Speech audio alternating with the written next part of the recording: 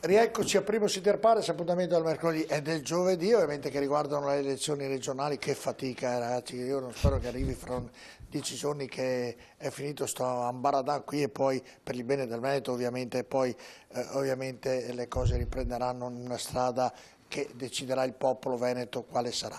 Allora, ritorniamo a Giuseppe Pan chiedendo ancora scusa a Paolo Girotto per l'averlo saltato mi ero dimenticato, dunque chiedo davvero scusa. Allora, la tematica è l'infrastrutture.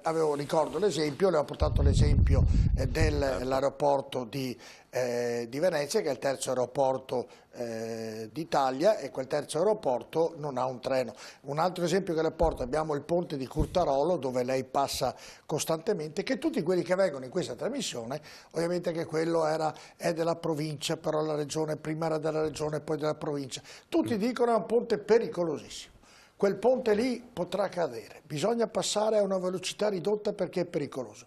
E dico, ma se cade di chi è la responsabilità? Perché qualcuno, io lo metto in galera perché tutti stiamo qui a dire che quel ponte è pericoloso. Faccio un esempio, la burocrazia ha voluto che un ponte di Padova qui vicino al tangenziale era pericoloso, in un anno l'hanno cambiato, l'hanno rifatto. Mi domando, ecco, la domanda è per lei e per tutti.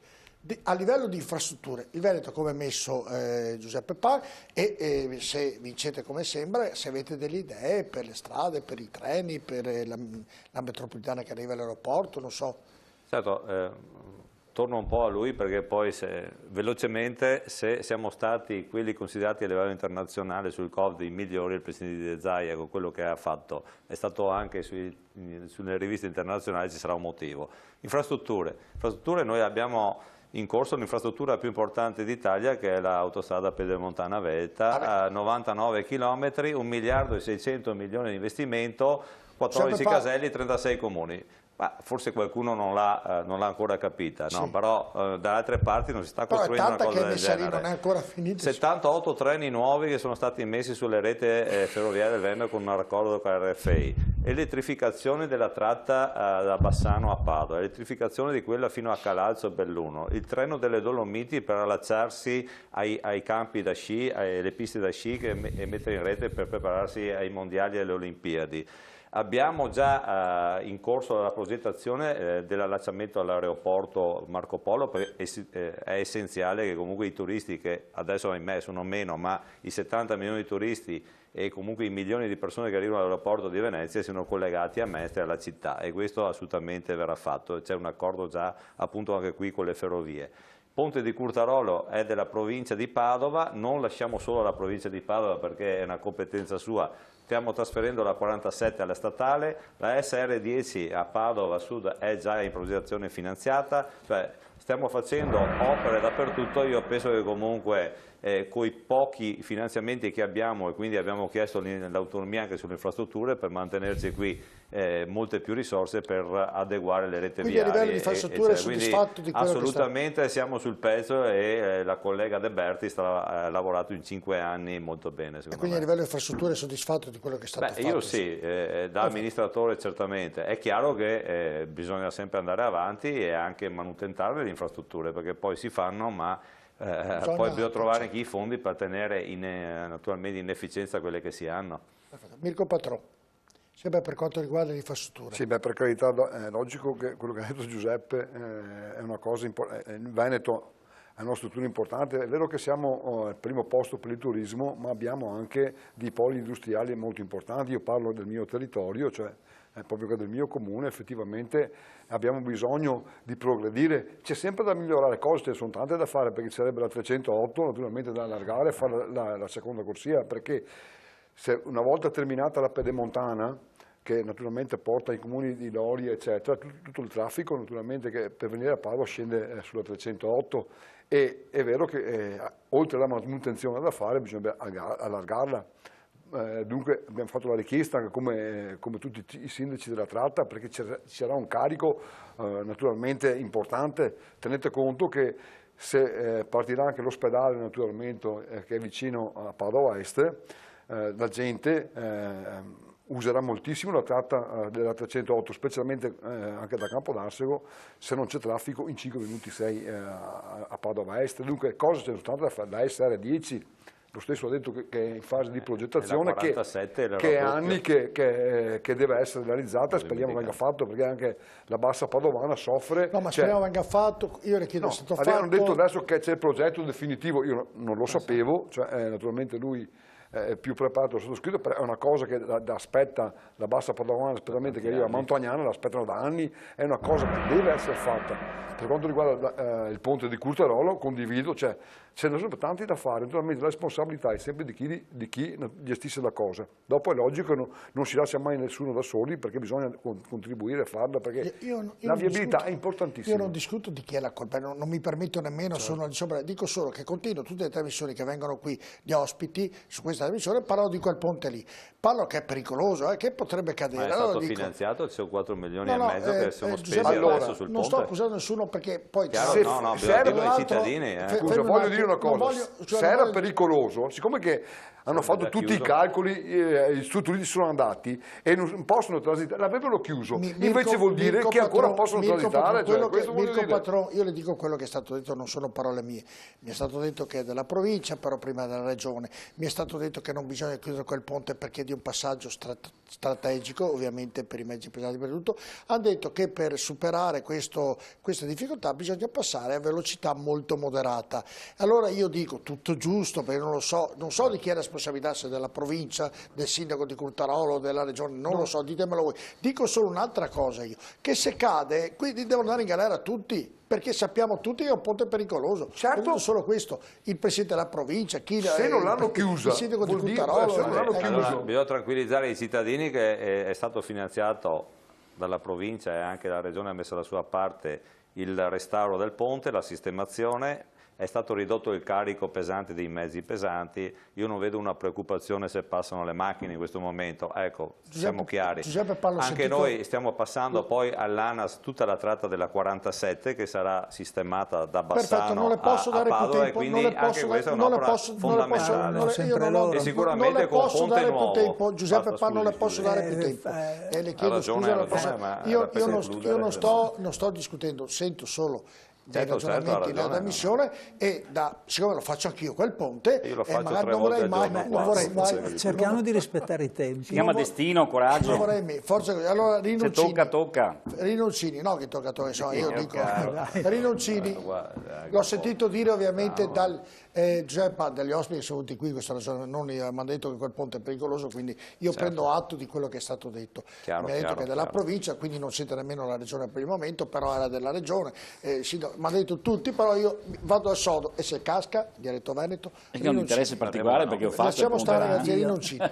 Ma mi sembra che se guardassimo le trasmissioni di 5 anni fa, forse cambiano i soggetti e non tutti qui presenti, e ci sentiamo dire le stesse cose, la progettazione, il finanziamento del collegamento all'aeroporto, la duplicazione della 308, il prolungamento della 10, che le assicuro quella è veramente chiama una vendetta, perché ricordiamo per chi non sapesse qual è la 10, perché quella strada chiama vendetta, al cospetto di Dio. Non è possibile che una strada così importante che dovrebbe collegare la Monselice a Mare, che dovrebbe arrivare a Legnago, oggi si chiude in una rotonda a Carceri, scollegando buona parte della Bassa Padovana, perché se ascolta bene c'è un parte del territorio che non viene assolutamente considerata ed è abbandonata, e ogni volta c'è questa idea che c'è la progettazione, c'è il finanziamento. Sono passati anni, se lei va nei paesi che invece vengono attraversati dalla strada regionale che c'è tra Monselice, Este, Ospedaletto, Este e poi fino a Montagnana, chiede a quei cittadini che devono dormire in una stanza che non si affaccia sulla strada perché passano i camion, se loro ricordano 5 anni fa le stesse promesse. Mi permetto di citare altre 2 grandi infrastrutture che mancano. Sa che io sono particolarmente appassionato al tema della sicurezza idraulica, e anche su questo ambito grandi promesse per quanto riguarda l'idrovia Padova-Mare, che mette in sicurezza la città di Padova, perché nelle 2 piene eventuali del Bacchiglione e del Prenta ci metterebbero in gravissima sofferenza. 10 anni fa ne abbiamo avuto la prova. Qualche bacino è stato fatto. Però. Qualche bacino è stato fatto, però se lei guardi qualsiasi dato, e questo lo dicono dal 66, nel 2010 riconfermato dal PAUS, ti dicono che comunque la situazione è di gravissima sofferenza in caso in cui, e poi adesso con il cambiamento climatico sa bene che le piene arrivano a una velocità E poi cito la terza, ma dico solo il nome, è la questione della fibra, cioè occorre un collegamento perché le nostre aziende sono in sofferenza perché qui Giuseppe non arriva Palomba, il collegamento. per quanto riguarda le infrastrutture, Veneto?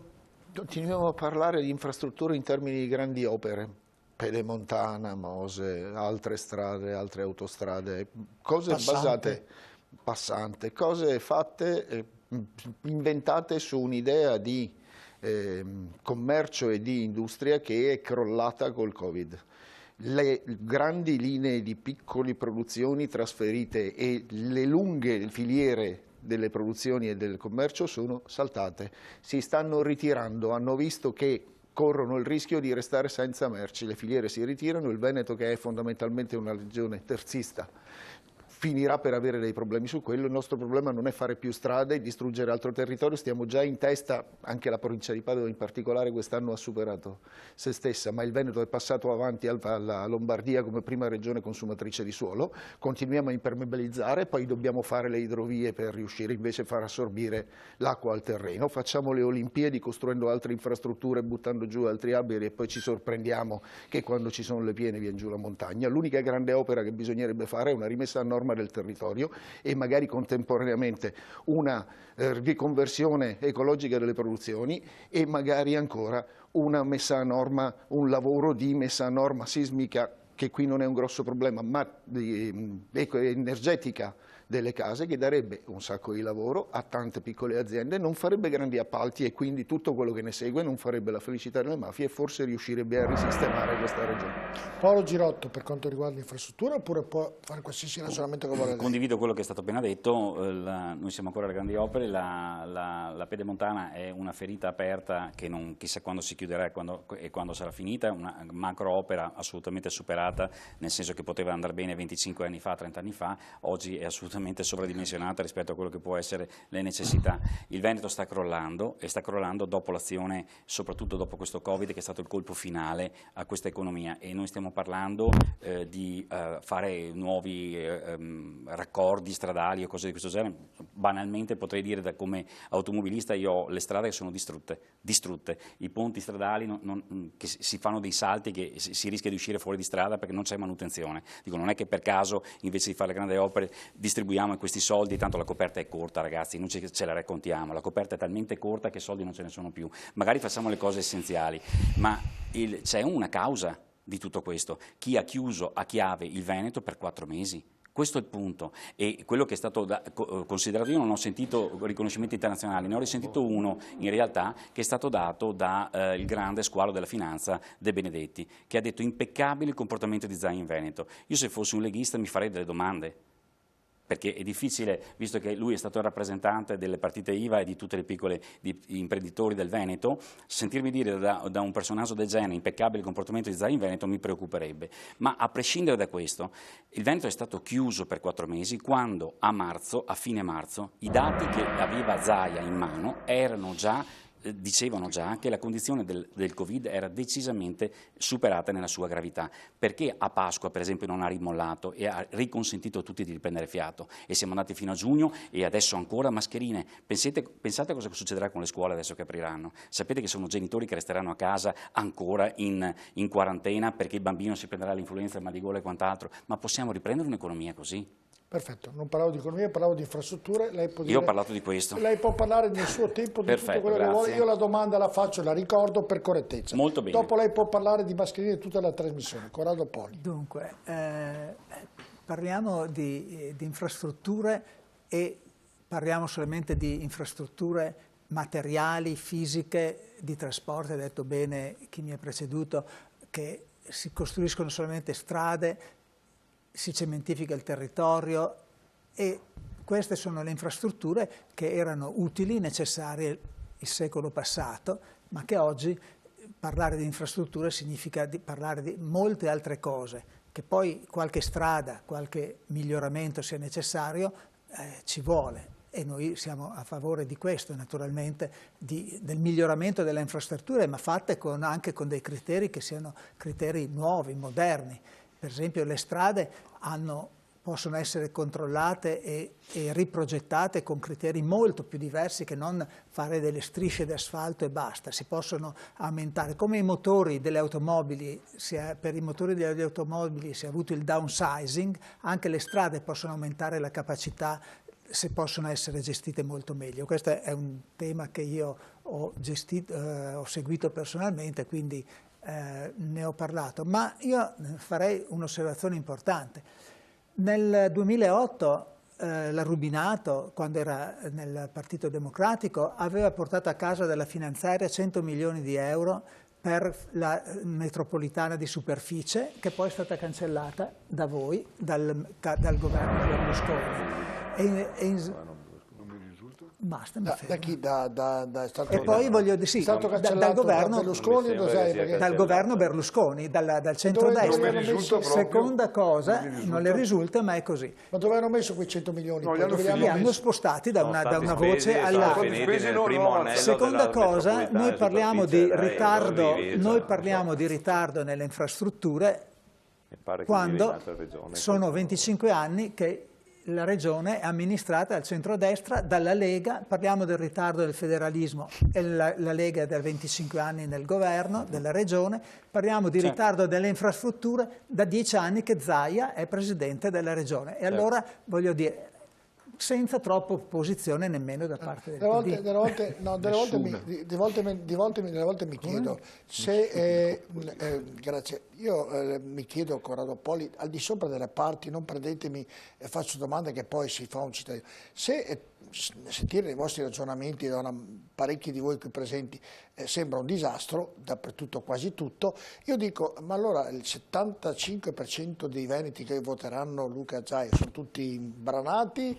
È una domanda che mi pongo così tra me e me, se dico, vuole una risposta... sentire i ragionamenti vostri sembra, ma no, sono tutti imbranati, ma poi la maggioranza è quella che conta alla fine, oppure faccio questa domanda. È la prima volta in vita mia che mi candido e ho fatto sempre il professore, ho cercato di essere super partes, adesso faccio il candidato e cerco di essere assolutamente. Le dico, la colpa non è di Zaia, Zaia è un buon amministratore, l'ho detto prima, non è un politico. Un politico è quello che risolve e fa delle cose diverse. Era una considerazione Poli da parte mia, perché nel sentire i vostri ragionamenti sembra un dramma, poi ti accorgi che vanno a votare e ha un plebiscito incredibile. Allora mi domando fra me e me, ma perché no? Sbagliano tutto o così? Patrone, parliamo di sanità. Allora, nella Regione Veneto il successo di Luca Zaia, per merito aggiungo, perché è importante, di determinati addetti ai lavori, intendo dei professori, luminari, infermieri, medici che hanno contribuito, è stata la Regione che è stata colpita, ma meno di altri, quindi il lavoro di Luca Zaia sotto questo profilo è stato riconosciuto come un gran lavoro. Poi se volevo discutere, però questa è la verità. La domanda, la sanità in Veneto è funzionante al di là del Covid così com'è, oppure va modificata? Sono state ridotte le US da 18 a 9 e inizialmente erano stati ridotti per i costi che arrivavano da Roma, che bisognava fare anche il personale che lavorava, ora dopo il Covid si riprende a ritrovare medici, infermieri per far sì che la sanità ritorni come una volta. Ecco, la sanità in Veneto, i tempi di attesa vengono rispettati, è positiva oppure ha bisogno di un buon lavoro di base, secondo lei? Secondo me è positiva, al di là adesso di quello che è successo con l'era del Covid, è una sanità non per merito della nostra regione, perché è la prima in Veneto. Cioè, ricordiamoci che il Veneto è stata presa a livello nazionale come studio su questa cosa. Dopo si può sempre migliorare, per carità, non è che l'eccellenza la raggiungi e resta sempre così, è logico che con il tempo che andiamo avanti con la tecnologia, adesso dobbiamo implementarla ancora di più, anzi, vi dirò di più, io sono preoccupato un po' sulla parte del sociale, perché oggi abbiamo tantissimi, nei nostri comuni, tantissimi problemi sulla parte del sociale, delle case di riposo, dei bambini ammalati, dei disabili, tutta una serie di cose. Questo dobbiamo, secondo me, potenziarlo e seguirlo di più.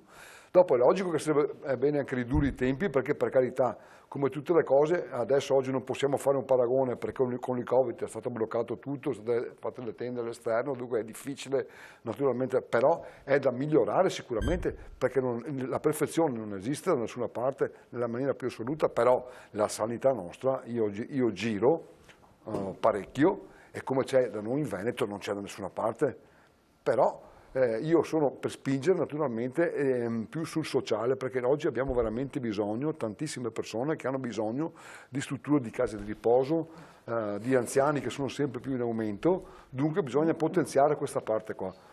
A livello e ridurre naturalmente, se è possibile, un pochino i tempi di attesa, perché adesso vedremo dopo il Covid cosa succederà. Però è un Rinuccini, la sanità in Veneto va bene secondo lei così com'è, va modificata, oppure già al di là del Covid, che è riconosciuto, ha fatto un buon lavoro, sta facendo bene? Ma se prescindiamo dal Covid, abbiamo detto, giusto, quindi chiudiamo il Covid. Sul Covid è stato riconosciuto, è stato fatto un buon lavoro. Parliamo della normalità, secondo me nella normalità dobbiamo essere consapevoli di due cose. Prima ha detto una cosa che dobbiamo ricordarci: c'è stata la riforma delle USL e mi chiedo, abbiamo 7 province e 9 USL. Questa è una domanda che metto lì perché è sempre interessante capire come mai Padova ha 1 milione di abitanti, sono USL da 186.000 abitanti e sembra quasi che qualcuno abbia fatto qualche favore. Chiuso a parentesi, non interessa, ma credo potremmo risparmiare tanti soldini, sarebbe interessante che qualcuno mi spiegasse, perché sono 7 province e 9 USL. Seconda, invece, la cosa che più mi interessa e della quale noi ci impegniamo è ritornare a portare una sanità nel territorio, ovvero nei distretti. Si è presente negli anni, si è ridotto tantissimo il servizio all'interno dei distretti. Noi dobbiamo ringraziare gli operatori che ci sono, perché con poche risorse e con pochi operatori stanno dando dei servizi essenziali, ma non abbastanza. Perché proprio nel territorio, ed è quello che dice il collega che è il sindaco patrono, candidato consigliere, poi alla fine ti ritrovi quella parte socio-assistenziale, cioè il distretto dovrebbe proprio andare nelle famiglie, nell'assistenza ai minori, nell'assistenza agli anziani, si chiama assistenza domiciliare integrata, cioè andare nelle famiglie e consentire alle famiglie di tenere a casa il proprio congiunto in sofferenza dando un servizio a domicilio, non recandosi all'ospedale. Questo lo fanno i distretti. Se i distretti vengono depotenziati, è ovvio che poi il cittadino si rivolge all'ospedale o si rivolge a altri servizi. Lì dobbiamo ritornare a potenziare quei servizi nel territorio. Palomba, per quanto riguarda la sanità in Veneto? Chiedetelo ai cittadini, se è vero che non fanno liste d'attesa, se non è vero che per andare gratis a fare una visita ci vogliono mesi, e se uno è disposto o può o ce la fa a pagare, allora ce l'ha nell'arco di giorni. Questa è una sanità che è diminuita dal punto di vista delle strutture di oltre il 20% di posti letto in meno di 20 anni, laddove il privato è salito dell'8%, naturalmente su cifre molto più piccole, quindi non compensa, ma dà un indice di spostamento. È una sanità in cui tarata sulla eccellenza da una parte, che è una buona cosa, ma non si può trascurare, ma lo dicono perfino loro, che non si può trascurare poi i servizi. È una sanità fatta senza più consultori, senza più rete sul territorio, con diminuzione dei servizi a domicilio e delle cose, con l'aumento della terziarizzazione dei servizi dentro la sanità, per cui poi c'è gente che lavora in condizioni, qui il Covid c'entra dentro l'ospedale. Quando è cominciato il Covid, una parte, non tutti avevano le mascherine, i dipendenti, ma giravano quelli delle aziende in appalto senza mascherine. C'è un problema di concezione. Questo non è un servizio su cui si possono fare i grandi risparmi, ma soprattutto su cui si possono fare i guadagni. Non si può privatizzare, non si può pensare di farne un affare, perché deve essere tarato proprio sulle emergenze. Cioè noi dovremmo avere un sistema che può funzionare nel momento in cui succede qualcosa di grave, e invece è un sistema che va in crisi appena succede qualcosa di grave. Poi ripeto, ci sono da una parte dei buoni consiglieri, dall'altra degli straordinari dipendenti pubblici, i tanto vituperati dipendenti pubblici, che hanno tenuto insieme, che hanno smesso di essere eroi appena abbiamo voltato l'angolo. Paolo Girotto, per quanto riguarda la sanità? C'è stata una diminuzione, come diceva giustamente prima l'interlocutore. Io chiedo sempre ai cittadini veneti, negli ultimi 10 anni, se è migliorata o peggiorata la sanità e l'assistenza sanitaria in generale, a qualunque livello, dalle visite, dell'attesa delle visite, all'assistenza addirittura del ricoverato, che spesso si trova mandato a casa in brevissimo tempo, perché costa, e con la famiglia che si deve fare carico dell'assistenza, spesso da sola, perché a meno che non ci siano appunto i soldi, allora si ricorre a spese private. Questo è un dato di fatto oggettivo. Nel momento del Covid noi stiamo spendendo, la sanità veneta sta spendendo milioni di euro per i tamponi, semplicemente perché si è ascoltato un parassitologo che si chiama Crisanti e si è data fiducia piena al 100% a questo personaggio. 63-64 euro a tampone, sono stati fatti 60.000 tamponi per esempio ultimamente, sono stati tirati fuori 125 positivi, che vuol dire semplicemente positivi genericamente a un coronavirus, non al Covid, quindi non fa diagnosi il tampone, e 3 sospetti di sintomatologia. Il tutto per alcuni milioni di euro. Secondo lei, se noi risparmiamo e invertiamo questa tendenza, incominciamo a risparmiare per esempio lì, probabilmente soldi per aumentare i servizi al pubblico e alla gente ce ne sono, solo che se si continua ad ascoltare e adottare strategie assolutamente antipopolari, il risultato è questo. Corrado Poli, per quanto riguarda la sanità in Veneto? Dunque, intanto concordo con chi mi ha preceduto, Rinuncini se non sbaglio, dicendo che la sanità deve essere riportata sul territorio e a mio parere più è resa a misura di territorio e quindi con delle USL di una dimensione gestibile sarebbe un progresso. Che la sanità veneta sia una buona sanità, io ho vissuto a lungo anche all'estero e posso dire che la sanità italiana e veneta è di eccellenza. Su questo non ho dubbi, il merito è di tutti, non certamente solo della politica, ma anche della politica. Però è chiaro che non ci si può mai fermare, bisogna sempre migliorare. Il miglioramento non va verso gli accorpamenti, non va verso le grandi cose di cui per esempio l'azienda zero che è stata fatta è la cosa più negativa che ci sia, questa centralizzazione delle commesse che è una centralizzazione anche del potere che non è efficiente, dare la possibilità di avere più presidi, la chiusura di ospedali come è stato quello di Este e di Monselice per fare quella specie di aeroporto che è a Schiavonia, bello non tanto ma inaccessibile, o l'ospedale di Trecenta che ha chiuso Lendinara e Badia, insomma io credo che la sanità vada messa sul territorio e questo. Non criminalizzerei nemmeno però il fatto che il servizio pubblico sanitario possa essere gestito in parte e con tutte le garanzie possibili anche dai privati. Non è uno scandalo, insomma. Giuseppe Pan. Sì, ho sentito discorsi che manca solo che la terra sia piatta e dopo ci siamo stasera, però non voglio... C'è qualcuno che dice che ecco, che c'è anche quello.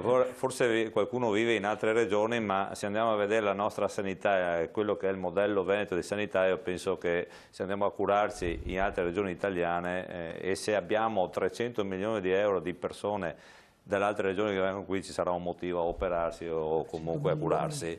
300 milioni di euro che ci vengono date dalle altre regioni per venirsi a curare qua, ci sarà un motivo di migliaia di altri utenti che arrivano vedo solo questo dato, noi le nostre ULI cambiano questo, ma detto questo abbiamo 68 ospedali efficienti, 65.000 operatori sanitari che ogni giorno danno tantissime prestazioni, eccellenze tecnologiche in tutti gli ospedali nuovi e moderni che sono stati fatti e naturalmente c'è stata poi qualche chiusura perché naturalmente gli ospedali obsoleti vanno chiusi e vanno centralizzati i servizi.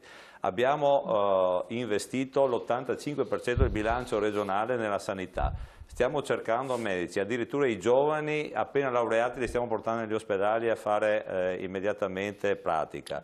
E abbiamo portato tecnologie robotiche in quasi tutti i principali ospedali del nostro Veneto perché il futuro è sulla robotica e sulle tecnologie. Stiamo facendo un ospedale nuovo a Treviso, stiamo facendo un ospedale e partirà l'ospedale nuovo a Padova Est. Stiamo portando la sanità all'eccellenza, non parlo del Covid, per la gestione del Covid l'abbiamo già detto prima.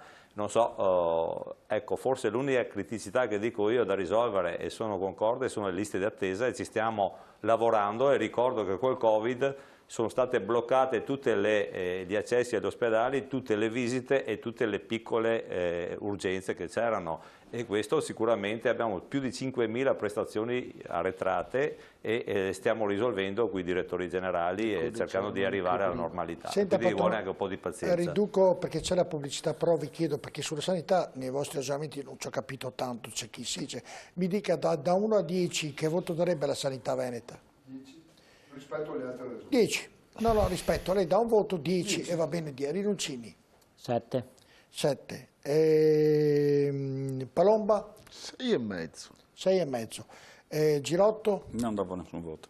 Come? Non do voto. non dà tranquillo.